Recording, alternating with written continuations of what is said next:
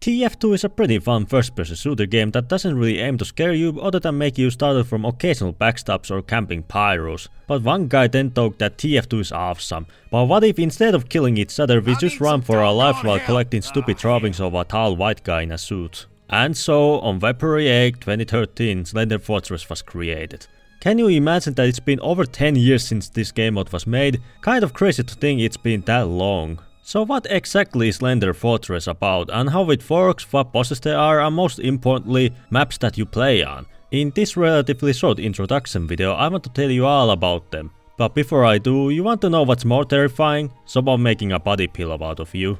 Some cunt decided it was hilarious to make a pillow with my picture on it. Well, technically it's Clank body pillow, but it has me in its second skin, but jokes aside, I really do appreciate that someone would make a mod just for me. I really can't express the joy I feel when I have inspired others to continue modding these source games. But enough about that, let's go look for those pages.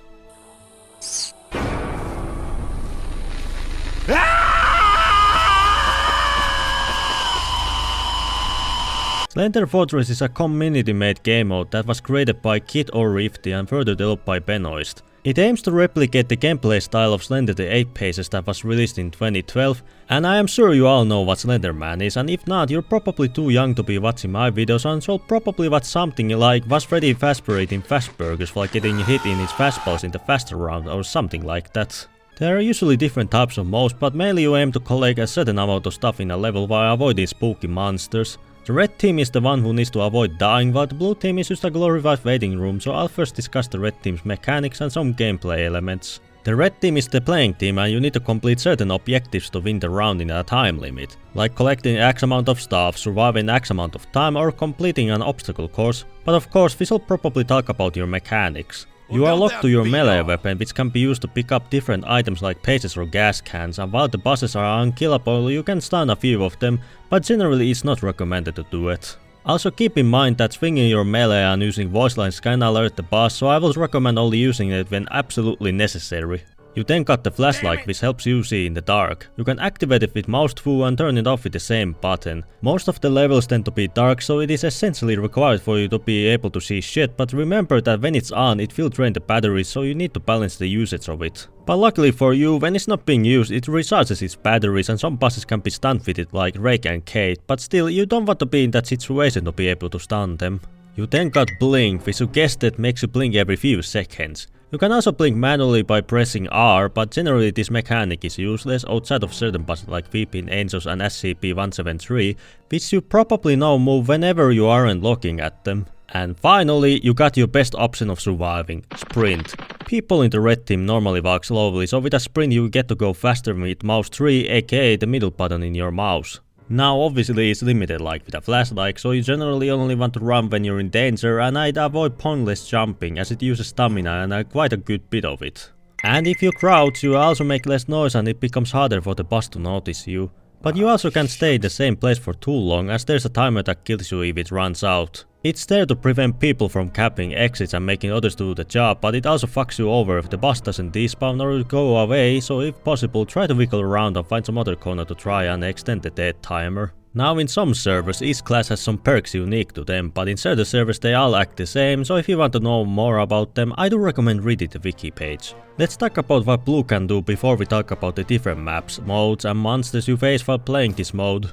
Like I mentioned earlier, the blue team is basically the waiting room, but luckily there are few things you can do. If you type in the chat SL Ghost, you get to spectate the red team as an invisible ghost and view their experience. You can't interact with them, but it's still funny to get a front view seat if the person playing is an extra screaming type. If spectating isn't your cup of tea, then you of course have a PvP arena where you get to kill your own teammates. You can even set your own spawn point near the arena so you can get back to the fight faster. You then have an obstacle course where you can experience platformer genre in TF2, which is very fun. Usually at the end there's some secret room, so let's talk about proxies. When there's a certain boss you get a chance to become like a mini boss to hunt down the red team. You then have a control meter that will kill you if it goes down, and the way you can resource it is by killing the opposite team.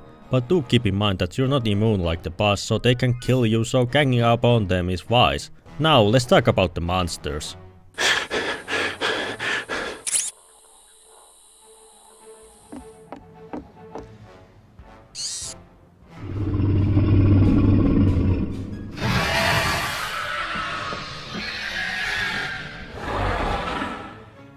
It's not a horror experience without having someone hunt you down for stealing their artistic masterpieces, so obviously I should talk about them. Now, I originally thought it was fairly simple, but when I went to look at the wiki page, there are so many different types which I do not have time for, so I'm just going to simplify the list to two types. The ones that kill you instantly and the ones who take few hits to end your run. Let's talk about the instant kill ones first. These bosses tend to be quite unforgiving, as if you make too many mistakes you won't get a second chance if they catch you. But luckily for you, these bosses only kill you if they get close to you, so running away and finding some dark corner can be beneficial. Some bosses that are in this list are Slender and Kate, which will cause major screen shake if you look at them, so avoid staring at their direction. This is the opposite case for Weeping Angels, which require you to watch them as much as you can and try to blink when it's safe, as they will snap your neck if you don't look at them. Then you got your classic like Shrek, who doesn't appreciate you being in swamp, and horrifyingly Hentai Woody, who's the hardest boss in this mode and will forcibly make love to you. Then you got the bosses that will take few hits to kill you. These bosses tend to chase you and are slightly more forgiving when it comes to being hit, but in my opinion it makes them far more terrifying. Usually the bosses need to get to the melee range to damage you, but some have learned to use guns and can chip you down from range, which is rather bullshit. Bosses that belong to this tier are monsters like Rake, who is actually a fast headcrab zombie but recolored to be white, Faint Round, who won't insta-kill you but will deal a lot of damage and set you on fire, and the mobile task force who has guns and, like I mentioned earlier, is rather bullshit to go against. Now, I mentioned earlier about the chasing part. Quite many of the bosses chase you if they see you, but some like Slenderman and Ben Trump will teleport around the level, so you need to get out of their line of sight to be safe. While with chases, it's more tricky to get them stopped from chasing you, so try to zigzag around and find some good hiding spot to regenerate your stamina. I'll give you quick tips on how you can survive these encounters. Avoid looking at the boss because it will drain your sanity and lead to your death, and again, don't swing your melee weapon or use voice commands as the bosses can hear them. Let's talk about the maps and modes. What are you doing in my swamp? Before you ask, why talk about both of these? That's because every level belongs to a certain gameplay loop category. For example, Slender Hospice revolves around collecting 8 pages around the level, while a map like Return to Freddy's requires you to survive a certain amount of time before an exit opens, while in Weepers you need to go through an obstacle course to escape. I think you got the idea by now, so let me explain how most of these work. In the collect 10 Fumos in the Spooky Force while being chased by Molester Foodie mode, it functions how the original Slender game did. You need to collect certain amounts of items while avoiding the monster.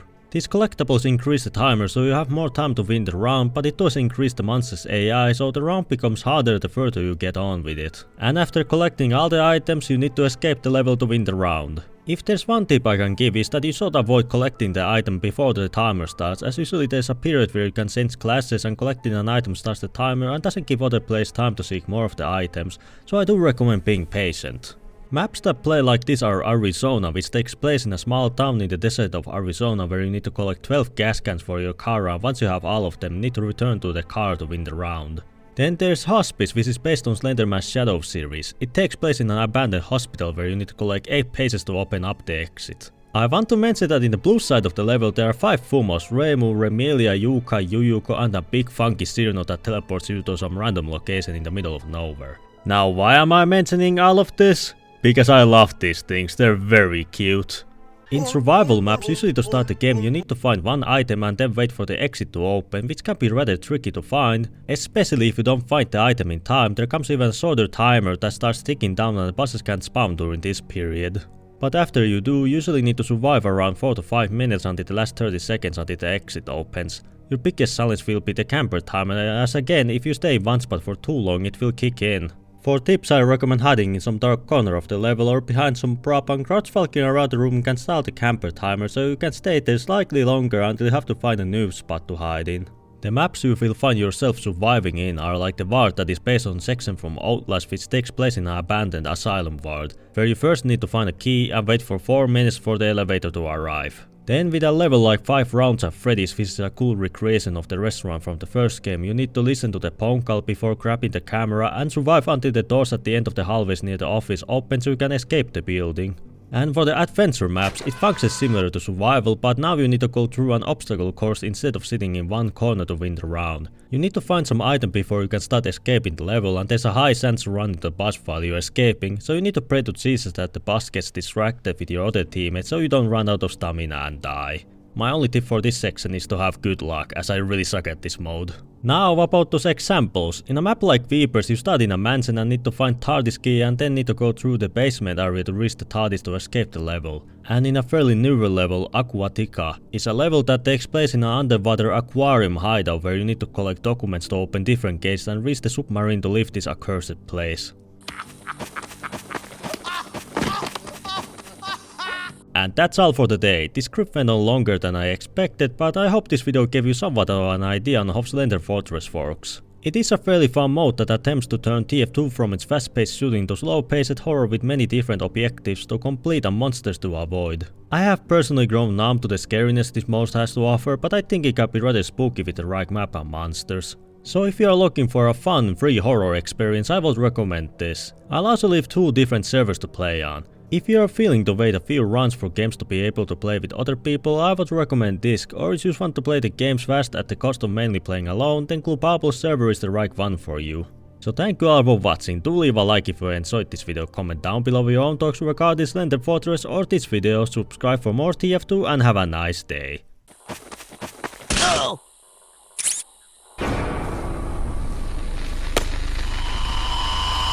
Papers, please. ふもふも。